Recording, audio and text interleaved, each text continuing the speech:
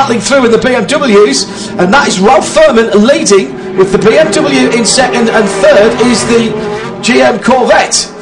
Yeah, Ralph Furman, this is his first start in the American Le Mans Series. He's raced all the way around the world. He's from England, but sort of with an Irish, half Irish parentage, so he's often run. When he ran in the Grand Prix racing in Formula 1 with Jordan, he called himself an Irishman, but he sounds like he's very English in terms of his accent. He's been racing a lot of his career in Japan. He's now moved back to Europe. He's been working with luxury racing this year, mainly as a driver coach actually, but also doing some GT international races, but not the kind of the full international series. And this is his kind of reward for that. And here he is now leading the class in GT here at Petit Le Mans. Now, and at the back of those 4 GT cars, as the leader comes through them, is the 51. I said, is this going to be an epic drive back through the field by AF Corsa, Jimmy Bruni and Giancarlo Fisichella? He's on the back of the lead group, trying to get his lead back, Jeremy, back on the lead lap, and that is a really significant development if he can get back around these 3 cars, and he's clearly got the pace to do so.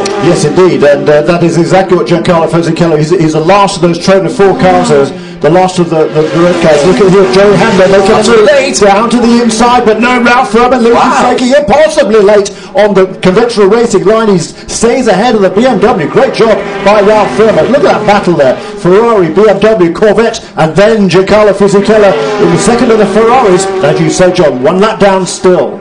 Just a lap down though, as again the BMW in second place of Joey Hand has a little look down the inside into turn number 1. They sweep through. Our commentary booth is just to the left there through turn number 1, and we stood on the back porch earlier in the week and watched the prototypes and the GTs go through there.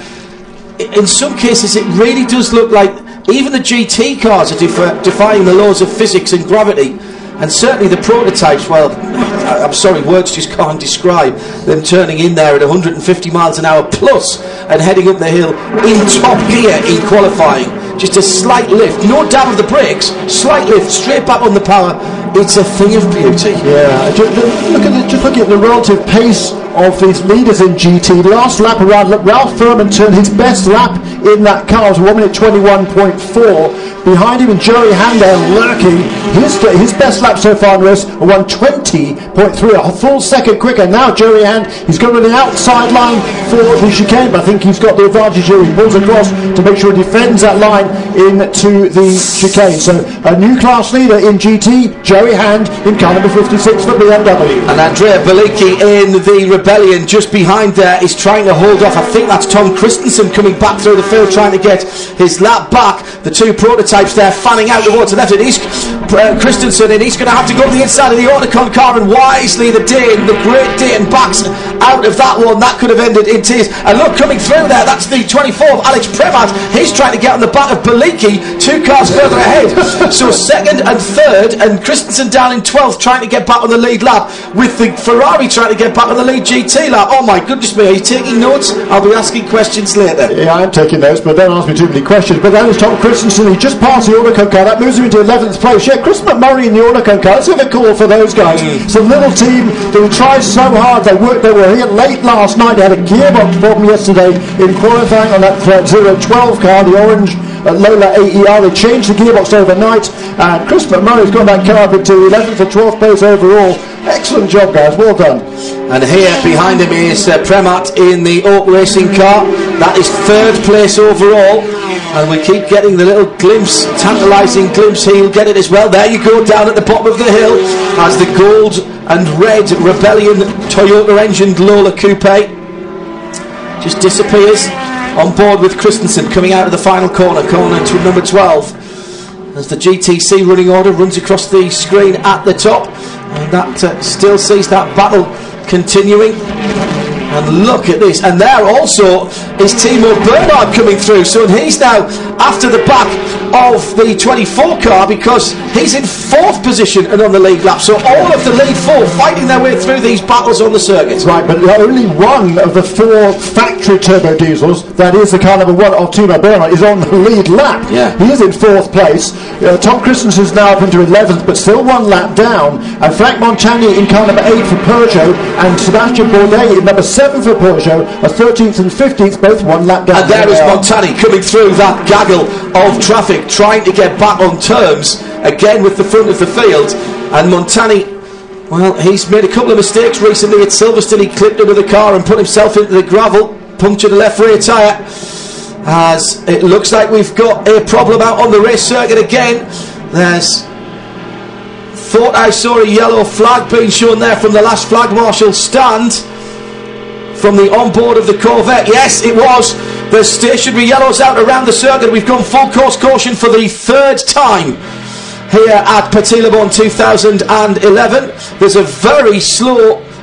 no, sorry, I see what was happening there. That was the AF Corsa car making sure he hadn't passed under double yellows as they head down into corner number 12.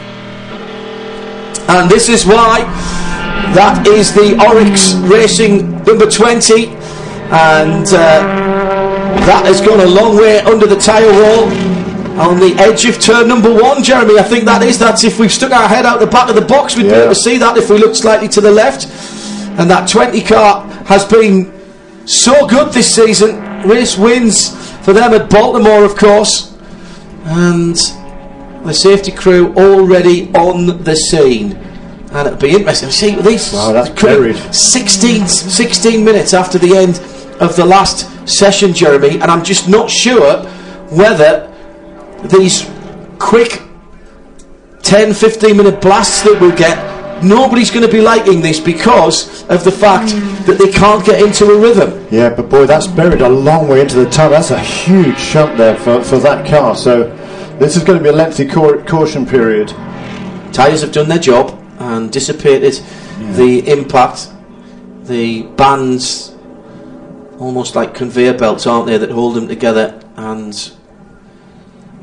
they seem to have done what they are meaning to do. So because it's buried right in there. It's gone a long way through those tyres. There's about 4 or 5 layers rows of tyres in there, but that's a very, very quick corner, and you're going there at immense speed. We heard that the pole-winning Audi, one of the Audis was going in there at 167 miles an hour in qualifying. They won't be doing those speeds into turn 1 in race configuration, but it's still a very quick corner. That car had some early problems, Jeremy, and I think it'd been behind the wall for a little time as well. A pedal sensor is what we heard about that. Yeah, and I just wonder if that has been a throttle problem, because that's a very odd place to have gone off. He's not got all that far round the corner, although he's managed to miss the gravel trap, but the tyres don't go all that far up the hill, so he hasn't made that corner by a significant margin. We'll give you more of that in just a moment, and when we get more news from the safety crews down there. So now, Jeremy, put your team manager's hat on again, and Nicola Lapierre, Andrea Bellicchi, Alex Premat didn't stop last time. Timo Bernhard clearly did 15 minutes ago. Would you expect the 10, the 12 and the 24 to come into the pit lane? Yes, because yes, short answer. All right. That's fine. Yeah, in fact, I think we'll probably see again most of the contenders. Some of the turbo diesels that are a lap down will try and get their lap back by staying out, but they'll probably stay out, but certainly the leaders will come in. Yes. So I expect to see. I think Timo Bernhard will probably come in because he's got a handy margin over the other turbo diesels. So it wouldn't surprise me to see him come in just for a splash. For a splash. Yeah, get 15 minutes extra fuel. So I expect to see Christensen, Montani and Bourdais in respectively the 2, 8 and 7 come into the pit lane. Bruno Junqueira there on board the Jaguar. He's been running fairly well in this race. Again, we talked about them earlier on. They had some problems during the week, but Bruno Junqueira doing a nice job. And the 2 extra drivers in the cars this weekend. Ian James is driving with Bruno Junqueira and Kenny Wilden, and Shane Lewis was in the 98 car. The 98 car already out of the race, of course. Glad to tell you that the team are reporting that Butch Leitzinger in the 20 car is okay. Tell you that's a relief, because that was scary. Well, Butch is saying that he didn't jump, he was pushed. So more from that in a moment, perhaps. I did say that looked like an odd incident, and we've talked to Butch, weren't we, a couple of nights ago down at his dad's trailer, and he is just loving being back in prototypes and loving being with Hamid Al Masood and Steve Kane, who's getting along with like a house on fire. So pit's yet to open. Now that sounds like a diesel there, doesn't it? When you hear that on bag of nails, actually. It's just, that doesn't sound good at all, does it? No. I mean, it's mainly gearbox noise, in fairness, that rather than engine. Yeah. But it is amazing, those, particularly the Audis. You stand at the side of the track through these very quick corners. You literally can hardly hear them. You don't. Some of the tracks, which are at Le Mans particularly, you could kind of hear the tyres squealing. I couldn't hear that. There was just kind of a whoosh as the car goes past.